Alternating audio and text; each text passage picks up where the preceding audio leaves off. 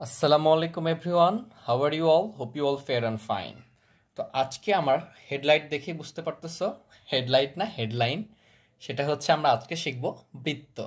তো বৃত্ত কিভাবে শিখতে হয়, বৃত্তর ইন ডিটেলস সব কিছু আমরা আজকের পর্বে আমরা শেখার চেষ্টা করব। চলো এই জন্য আমরা একটা বৃত্ত এঁকে নিই। তো বৃত্ত না আঁকলে তো আমরা বৃত্ত শিখতে পারবো না, পারবো বলো? তাহলে আমরা এই যে কাঁটা কম্পাসের সাহায্যে একটা বৃত্ত এঁকে নিলাম। এই তো আমরা একটা কাঁটা কম্পাসের সাহায্যে একটা বৃত্ত এঁকে নিয়েছি এবং কাঁটা কম্পাসটা আমরা এইখানে সেট করছিলাম, ঠিক আছে? তাহলে এইখানে সেট করে এইটা একটা বৃত্ত আছে। তাহলে এইখানকার কি একটা নির্দিষ্ট দূরত্ব আছে না? এই যে দূরত্বটা এটা কিন্তু চারিদিকে সমান ছিল, এই জন্য বৃত্তর ডেফিনেশন দেওয়া হয় এভাবে। আমি ডিটেলস সব বুঝবো তোমাদেরকে। নির্দিষ্ট বিন্দু থেকে সমদূরত্ব, মানে এই যে এখান থেকে এটার যে দূরত্ব, এই সমদূরত্ব, এই যে সমদূরত্ব এতটুকু দূরত্ব, এই সমদূরত্ব চারিদিকে যদি তুমি পরিমাপ করো সেম দূরত্বটাই পাবা। নির্দিষ্ট বিন্দু থেকে সমদূরত্ব বজায় রেখে কোনো বিন্দু যে আবদ্ধ পথ চিত্রিত করে, কোনো বিন্দু থেকে যে আবদ্ধ পথ চিত্রিত হয় তাই বৃত্ত। আবার বলতেছি, তোমরা যারা লিখে নিতে চাও লিখে নিতে পারো। নির্দিষ্ট বিন্দু থেকে সমদূরত্ব বজায় রেখে কোনো বিন্দু যে আবদ্ধ পথ চিত্রিত করে তাই বৃত্ত। তার ডেফিনেশনটা বলে দিচ্ছি আমি, তোমরা লিখে নিতে পারো যার ইচ্ছা হবে। তাহলে এই যে নির্দিষ্ট একটা বিন্দু থেকে একটা সমদূরত্ব, যতটুকু এখানে দূরত্ব আছে এই দূরত্বটা সবসময় কি আছে, সব জায়গাতে সমান। তাহলে এটাতে কেন্দ্র করে যদি একটু তোমাদেরকে দেখানোর চেষ্টা করি, আমি ধরলাম এখান থেকে এটা কত নিয়েছি, দেখাই যে এখান থেকে দেখা যাচ্ছে যে এটা দেখো 0 থেকে এই পর্যন্ত আসছে। তাহলে চারিদিকে যদি ঘোরো তাহলে এটাই পাবা। তাহলে এটাই হচ্ছে আমাদের বৃত্ত। তাহলে এই বৃত্তের আমরা যেটাকে কেন্দ্র করে ঘুরছি না, এটার একটা নাম আছে। এটাকে আমরা কি বলবো? এটাকে বলবো আমরা কেন্দ্র। কি বলবো আমরা এটাকে? কেন্দ্র।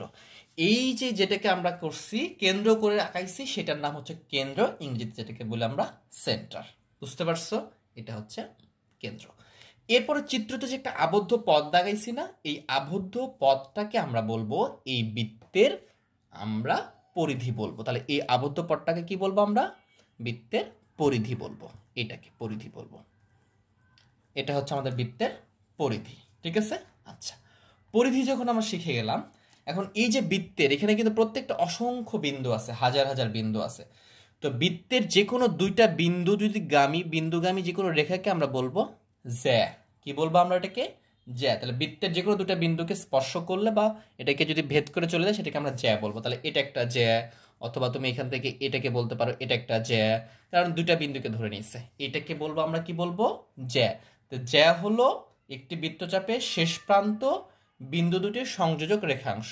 দেখো এইটা একটা বিন্দুর শেষ, বৃত্তের শেষ প্রান্ত, এটা একটা বৃত্তের শেষ প্রান্ত। তাহলে এই যে দুটো প্রান্ত যখন আমাদের যেই চাপটা হবে, মানে জ্যা হলো একটি বৃত্তচাপের, মানে এই অংশগুলোকে আমরা চাপ বলতে পারি।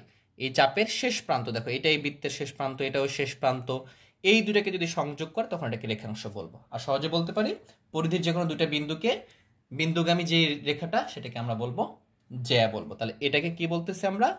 জ্যা বলতেছি। এটাকে কি বলতেছি আমরা? জ্যা বলতেছি। চলো আমরা আরেকটা বৃত্ত এঁকে নিই। আচ্ছা, এখানে আমরা আরেকটা বৃত্ত এঁকে নিয়েছি। কেন এঁকে নিয়েছি? আরো ভালো করে বোঝার জন্য।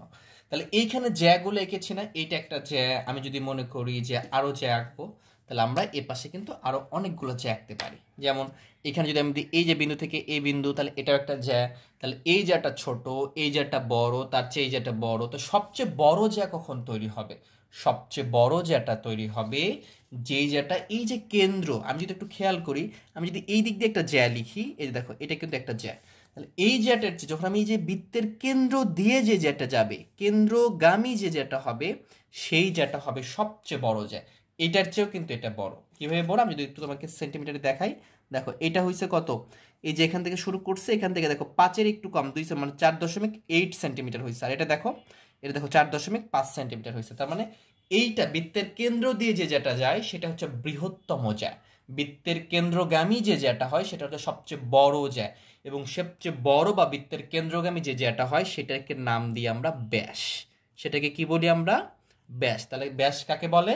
বৃত্তের কেন্দ্রগামী জ্যাকে আমরা ব্যাস বলতে পারি, অথবা এটাও বলতে পারি বৃত্তের বৃহত্তম জ্যাকে আমরা ব্যাস বলবো। বৃত্তের বৃহত্তম জ্যাকে আমরা ব্যাস বলবো। এটার সবচেয়ে বেস্ট হবে বৃত্তের কেন্দ্র দিয়ে যে রেখাটা যাবে সেটাই হচ্ছে ব্যাস। বৃত্তের কেন্দ্রগামী রেখাকে জ্যা বলতে পারি।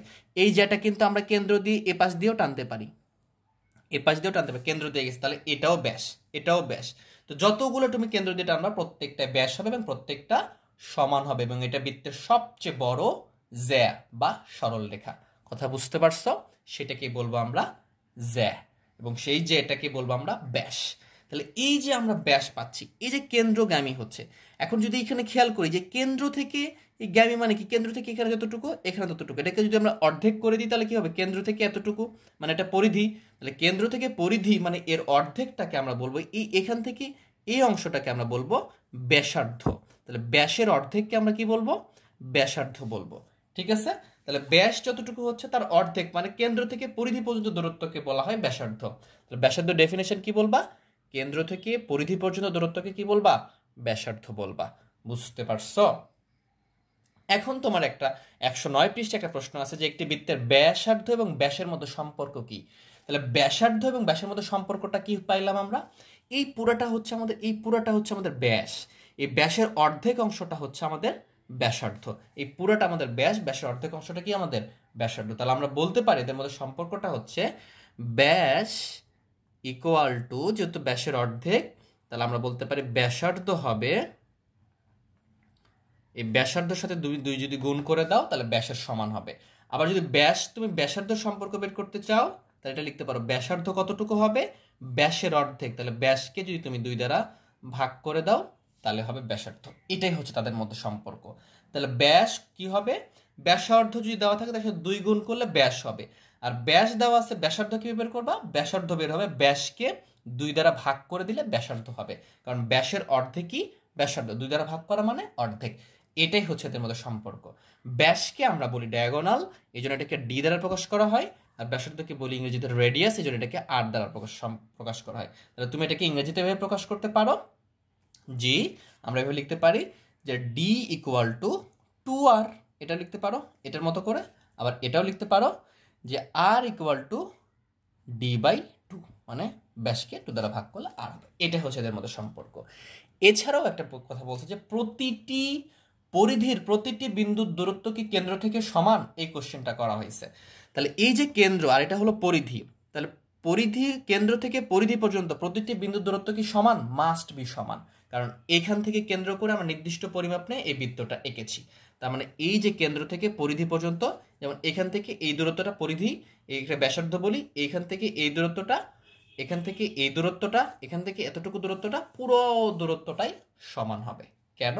কারণ এটা কেন্দ্র থেকে আমরা এতটুকু দূরত্ব নিয়েই বৃত্তটা এঁকেছি। তোমাদেরকে আরেকটা বৃত্ত আঁকা দেখাই আমি, তাহলে তোমরা আরো ভালো ক্লিয়ার হতে পারবা। ধরলাম দেখো আমাদের বৃত্তের একটা বৃত্ত আঁকবো, সেই বৃত্তের কেন্দ্রটাকে ধরতেছি আমরা, এটা হচ্ছে আমাদের কেন্দ্র। তো কেন্দ্র থেকে আমরা কতটুকু নিচ্ছি, 2 সেন্টিমিটার নিচ্ছি, এখানে 2 লেখা আছে, তাহলে এই যে দেখো আমরা 2 সেন্টিমিটার নিচ্ছি, তাহলে এই যে কেন্দ্র থেকে 2 সেন্টিমিটার নিচ্ছি, এই 2 সেন্টিমিটার নিয়ে আমরা একটা বৃত্ত আঁকবো। তাহলে আমরা এটাতে কেন্দ্রতে আমি কাটা কম্পাসটা রাখবো, আর পরিধি হচ্ছে আমাদের এই যে এখানে নিয়ে আসবো, এই যে 2, দেখো খেয়াল করো আমাদের যেটা ছিল আমরা এখানে নিয়ে আসছি, একটু খেয়াল করো এই যে, ঠিক আছে, আশা করি দেখতে পাচ্ছ।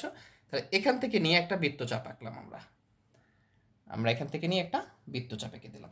এখন খেয়াল করি আমরা যদি দেখো তো চারিদিকে 2 সেন্টিমিটার পাচ্ছি কিনা, এই যে 2 এ এই কেন্দ্রটা লাগাইলাম, এখানে দেখো এই যে একে চলে শূন্যতে চলে আসছে, তাহলে এখান থেকে 2, আমি যদি এখন এ পাশে ধরি, যে 2 থেকে এখানে 2 এ ধরছি, আর এখানে দেখো এই যে 0, তাহলে চারিদিকে কি হবে, সমান দূরত্ব হবে, চারিদিকে কি হবে, সমান দূরত্ব হবে। তাহলে কেন্দ্র থেকে পরিধির প্রতিটি বিন্দুর দূরত্ব, পরিধির প্রতিটি বিন্দুর দূরত্ব, এখান বিন্দু যে বিন্দু ধরো, কেন্দ্র থেকে পরিধির প্রতিটি বিন্দুর দূরত্ব মাস্ট বি সমান। কেন সমান এটা আমরা আলোচনা করলাম। আচ্ছা, এরপরে আমাদের যদি আমরা ছোট ছোট বিন্দু নিই, ধরলাম এটা একটা বিন্দু, এটা একটা বিন্দু, তাহলে এটার নাম দিলাম এ, এটার নাম দিলাম বি। তাহলে এই যে এ বি, এটাকে বলতে পারবো এই বৃত্তের এ বি চাপ। এই চাপের উপর কোনো কোণ উৎপন্ন করতে পারে অথবা নাও করতে পারে, তাহলে এটা হচ্ছে আমাদের চাপ। এই বৃত্তচাপের যদি এই অংশটা ছোট, এই অংশটা বড়, তখন এটাকে বলি আমরা উপচাপ, এটাকে বলা হয় অধিচাপ। এটা যদিও নেক্সট ক্লাসের পড়া, তা আমরা এখান থেকে এই জিনিসগুলো বুঝতে পারি। এবং এই যে বৃত্তটা নিয়েছি আমরা, এখানে আমরা কত সেন্টিমিটার, 2 সেন্টিমিটার, তাহলে এটার ব্যাসার্ধ হবে 2 সেন্টিমিটার, কারণ কেন্দ্র থেকে পরিধি পর্যন্ত দূরত্ব কি বলে আমরা ব্যাসার্ধ বলি। এই যে ব্যাসার্ধ, এটা হচ্ছে আমাদের কতটুকু, 2 সেন্টিমিটার। বুঝতে পারছো? এটা হচ্ছে আমাদের কি ব্যাসার্ধ, এটা হচ্ছে এই বৃত্তের ক্ষেত্রে 2 সেন্টিমিটার, এগুলো তো পরিমাপ করি নাই। তো আমাকে কোশ্চিনে বলবে যে কাটা কম্পাস ব্যবহার করে 2 সেন্টিমিটার, 3 সেন্টিমিটার, 4 সেন্টিমিটার বিশিষ্ট বৃত্ত অঙ্কন করো, তাহলে তুমি কি কাজটা করবা? মনে করো 3 সেন্টিমিটার বলছে, তাহলে তুমি যে কাজটা করবা এখানে প্রথমত তুমি এখানে 3 সেন্টিমিটার নিয়ে নিবা। তাহলে এই যে 0 থেকে 3 পর্যন্ত এই যে 3 সেন্টিমিটার নিয়ে নিলাম, এই যে নিয়ে নিলাম 3 সেন্টিমিটার। এই 3 সেন্টিমিটার কি করবা? কাটা কম্পাস দিয়ে এটার পরিমাপটা নিয়ে নিবা। কিভাবে নিবা? এখানে কাটা কম্পাস ধরবা, ধরার পরে এখান থেকে এইখানে যাবা, এখান থেকে এই যে দেখো 3 হয়েছে না? আমরা তো 3 স্কেলে নিছি, তারপর এটার সাথে এটা লাগাই দিছি, 3 নিয়ে নিছো। দেন এখন তুমি এটার একটা চিত্র এঁকে দিবা, তাহলে হয়ে যাবে আমাদের। হ্যাঁ, তাহলে আমরা এভাবে একটা এঁকে দেব, যে এখান থেকে একটা বৃত্ত এঁকে দিলাম। তাহলে এখন খেয়াল করো, আমাদের এটার কেন্দ্র ছিল কোনটা? এটা ছিল আমাদের কেন্দ্র। এখন খেয়াল করো, এই যে এখানে একটু খেয়াল করি আমরা, দেখো এখানে আমি এই যে 3 ধরতেছি, দেখো এই যে 3 থেকে এখানে কত আসছে দেখছো? 1 আসছে। তাহলে এটা কতটুকু হলো? 3 সেন্টিমিটার না বলো? তাহলে 3 সেন্টিমিটার কি এটা? ব্যাসার্ধ।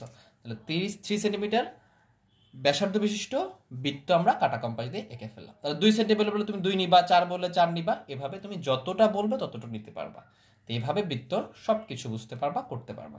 এবং এইটাকেই বলা হয় কাটা কম্পাস। এটাই তোমাদের জ্যামিতি বক্সে অবশ্যই আছে, এটাকে বলে কাটা কম্পাস। ঠিক আছে? এখানে তোমরা অবশ্যই পেন্সিল লাগাবা। আমি যেহেতু ভিডিওটা সুন্দর লাগানোর জন্য আমি কলম ব্যবহার করছি, তোমরা মাস্ট বি পেন্সিল ব্যবহার করবা। যদি একটু ভুল হয় কেটে আবার ঠিক করতে পারবা।